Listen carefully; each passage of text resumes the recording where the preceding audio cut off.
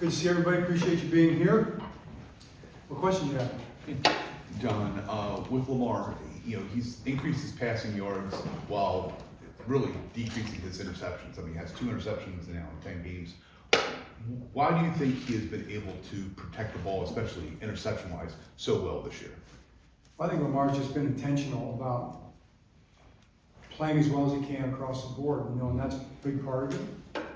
There's so many things that go into playing the quarterback position, and then so many things that go into the thing you're talking about as well. So across the board, I think he just tries to be the best he can, do the best he can, every aspect of it, whether it's huddle communication, pre-snap, making sure everybody's in the right spots. We've improved greatly in those huddle, pre-snap communication areas. We've got to continue to get better at that. And then operating the plays at a high level. So all those things go into it, and I think all of us would say we have to continue to improve, the sense of urgency in everything we're doing. John, what's the latest on Kyle Hamilton? I know you said that the game wasn't serious. Any further update there? Yeah, it's Monday. He's been here all weekend, getting treatment and stuff like that. So we'll see how it looks on Wednesday going forward. After taking a look at the film, some impressions from the Cincinnati game, and most importantly, how was Lamar Chase able to get open so frequently after looking at it? Yeah, I mean, Lamar Chase is pretty good, so that's one reason. If you're looking for the hows, I think he does a good job, and that's where it starts with a talented person, but way too much, way too many. And it really comes down to how we're playing. It comes down to us. We got to play our coverages better in those situations. Deep part of the field, especially the deep middle and the intermediate middle part of the field, are the areas that have been a problem for us. Just very inconsistent back there in that sense. And we're going to be attacking that.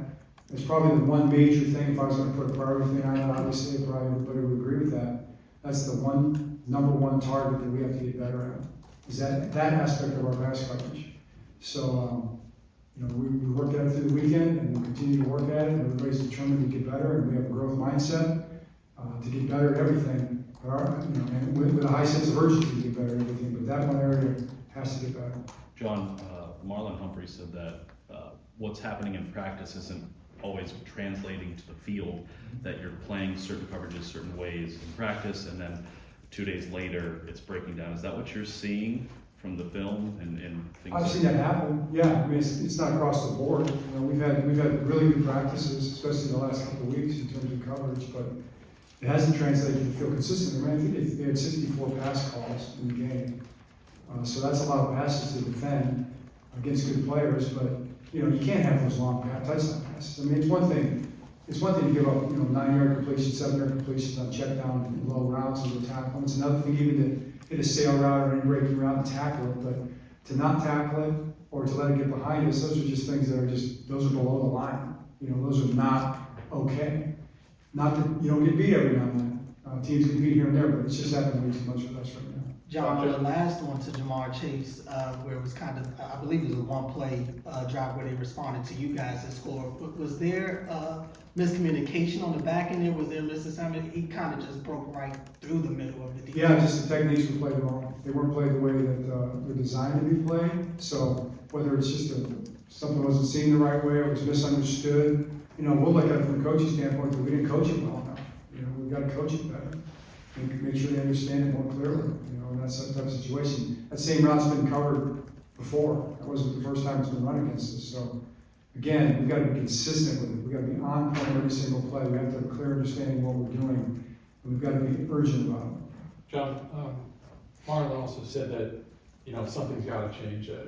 Speaking broadly, obviously, when you look at it, do you anticipate or will you look at any potential personnel changes, moves, etc., including responsibilities and things like that? Of course, you consider everything. So there's everything's on the table always. So I don't think that's any news story. It's definitely not headline worthy, because that's what you do. That's what I spent the weekend doing, and that's what our coaches spent the weekend doing, and that's what our players spent the weekend doing on the back end. So we'll look at every aspect of it and pursue the best path that we can think of and that we see going forward with a great sense of urgency, like I said, and we'll be pointed toward the Pittsburgh game in terms of what they do and who they have doing it, and and go out there and play good football. John, Lamar Jackson, his lowest passer rating against any team is against Pittsburgh. Now, I know he missed a couple games with injuries, but what has it been about Pittsburgh that has kind of stymied him so?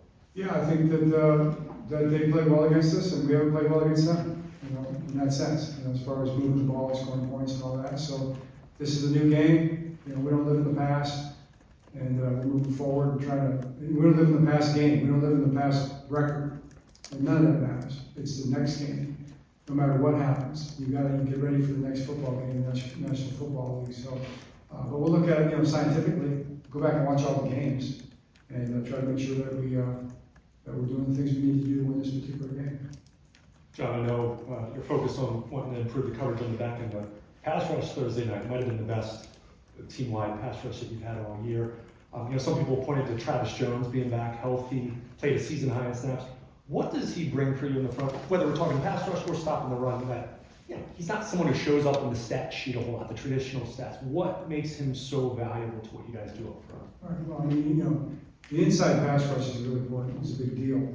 And it doesn't always show up with sacks, A lot of times it shows up with just pressing the pocket, shallowing the pocket out for the quarterback. If there's depth to the pocket and he's got room to step up and make throws, and in the game, Burrow did step up and had a couple throws, but a lot of times he wasn't able to step up, and that was all those guys. And of course, Travis was who you mentioned. I thought he did a great job of that, and he always has. John, if you look at the numbers, a lot of the big plays that you've given up in coverage have been in zone looks. If you were to sort of explain to people what you think are the fundamentals of playing zone coverage well, what are the key things? The basic thing is to keep the ball inside and in front. That's the most fundamental level. I think whether it's zone, applies to run defense as well.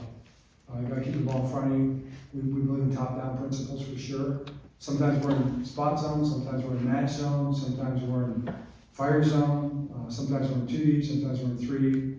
All those things are different, and they have different ways of playing routes. But the bottom line is that you want to keep the ball in front of you. You want to be able to see your threats and the ball. That's important. And maybe that's sometimes that's stated in terms of playing square. And again, if you're running with a route downfield, you're going to press coverage. That can be zone as well. It looks like man, it's kind of a man version of zone. You're still going to be able to find the ball. And that's kind of where it starts. John, we haven't been able to talk to you since the Tre'Davious White trade became official. How do you see him fitting in, and what do you like about what he brings? Yeah, just first of all, high-level human being, great guy. Everybody that's been around him says that. High-level competitor, tough guy. Willing to get out there and play hard like we like. So we respect that about him. We expect him to get in there and start taking snaps in the rotation, and corner. So that's why we traded for him. So we're looking forward to it, and he's excited. John, with that, Deontay Johnson, it seems like his workload is starting to increase. Do you imagine this week kind of maybe looking a little more in terms of his workload, like what you expected to be throughout the rest of the season? Absolutely. See the same kind of conversation, and he's been here now for somewhat of a number of practices. I mean, last week we only had one practice. That was really where he got a chance to move around, but I would expect that to ramp up, yes. John, do you guys see Tre'Davious White as an outside cornerback in this? Do you guys see Tre'Davious not moving around? As an outside corner? Yeah. Yeah, that's where he's played most. John, you look at the division, the Ravens Steelers have kind of separated themselves a little bit at the top of the division. How big do you think Sunday's game could be in determining, who gets the division title? Yeah, I mean, it's if you want to win the division, you got to win division games. So that's the deal. They've had a great season. I mean, they've done a great job against the people they've played against. They've found ways to win different ways. Defense has been very consistent. Pass rush, obviously, it starts with the pass rush for them and the run defense. That's where they start, and you got to deal with that. And obviously, I think their safeties and the corners do a great job of triggering versus run and getting up there and making tackles. And then they're very aggressive in coverage. So, and you know what? Every year for the last 17 years, that's what you would say about Pittsburgh's defense. You know, they take out that personality, and it goes all the way back. You know, Mike has done a great job with that. He's a defensive coach, and all respect for that. And you go back to Coach Cowher, you know, and you go back to Coach Milton. You know, they were all, it's all in the same vein, the consistency with that. Offensively, they've done a great job with the two different quarterbacks. Now they got Russell back. Russ, all respect for Russ and what he does well. And I think they're leaning into his skill set. You know, and they've got some receivers that match that up a little bit. Offensive line continues to grow, and they got two really good backs. So that's who they are right now. John, Keith Mitchell obviously came back. What do you, two things, do you anticipate, you know, continuing to use him in that kickoff role, and what did you see from him, you know, outside the obvious? He looked pretty fast. Yeah, I mean, Keaton's a really good football player, you know, so he'll in that role as a running back, you know, it's got some special teams elements to it for sure. And boy, I like the ball in his hands, so head back there and kickoff return. I'm sure he'll be on some other phases, but really we'll start working him into the offense as well. That definitely, you know, I do see a little bit of a three-headed monster there potentially, you know, and we'll see where that goes over the next course of the games, and hopefully that's something that can start to develop for us. John, you said after the game you described the Tucker miss as just a bad swing. When you look at it again, is there anything more to that, or is it just a bad kick? I mean, that's how I would describe it. I'd really rather lean on what Justin would say. You know, I don't want to speak for him on any kick, you know, other than great kick. But I watch him in practice. I watch the practice tape, and he's doing great. You know, he's been kicking the ball super well. But he's had some things that just haven't gone through for him, you know, and those are broken down, you know, inch by inch. That's what we do, break it down inch by inch, and he's his own biggest critic for sure. So I think by his standard, he'd probably say that. John, I know every game is important for you guys, but this week, obviously Pittsburgh, but you know, what it means for standings purposes, just in your own division. Do you relate that to the guys? You know, does your speech change this week considering how big this game is? Yeah, I mean, it doesn't change in this sense that I tell them that every week. You know, not that every game is a big game. And that's the thing in this league, I think it's really important to understand. I mean, you know, the more games you win, the better your position is. And, you know, it's not like basketball or baseball where you play all those games, or hockey. You only play 17 regular season games, soon to be 18, you know. That's not that many in terms of what they mean. Every game is really super important. And then when you play in your division, they kind of become twice as important because you give your division rival a loss. So it separates you really in 1.5 games at least. So that's just something that we really just have to understand. And but we always do. That's why we say division games are so important. Pittsburgh is 7-2, you know, so that becomes part of the equation for sure. But in the end, that's not what matters. What matters is how we play. We go in there and execute. We go in there and play in the brand of football that we're used to playing, that we know that we're going to play, and then we let the chips fly. Coach, you mentioned Russell Wilson earlier. I don't know how much you've gotten into the film yet, but how have you seen him elevate the Steelers' offense, or just what does he bring for what you know of him in general? Yeah, I mean, he's making plays in the passing game for him. You know, he's doing a good job in boots, play action, drop back passes.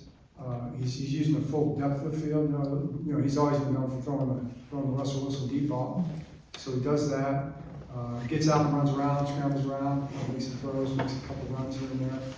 So you know, just kind of doing what he's always done. And that's always impressive. John, outside of, you know, Roger, Nate, and Sanusi, we haven't seen too much from the rookie class. Behind the scenes, how would you say they've developed as a whole? I think the rookie class is doing a good job, developing very well. You know, you have to go by guy because every scenario is a little different. Some guys have had some injuries they've had to deal with and stuff like that. I think they've all met their circumstances where they're at in the best possible way, individually. Not disappointed with anybody. I think they're all doing well, and I think they're all going to be good players. Hey, Coach, speaking of the division, when did the HBO cameras start showing up full time? And have you thought about? After the Chargers. Okay. Have you thought about how you're going to handle that? I have, yeah. I mean, we're not going to do anything different. You know, we're just going to be us. That's all we're going to handle. Yeah. Very genuine. No John, major. as you look at things in secondary, do you see Brandon Stevens all as a guy who could move around and perhaps play some safety if you need him there? Brandon Stevens moving to safety potentially? No, that's not what I'm thinking right now. He's got a big job right now, he's trying to take care of. If you're talking about deep safety, and now we move guys around underneath all the time. All right, All right, great, thanks.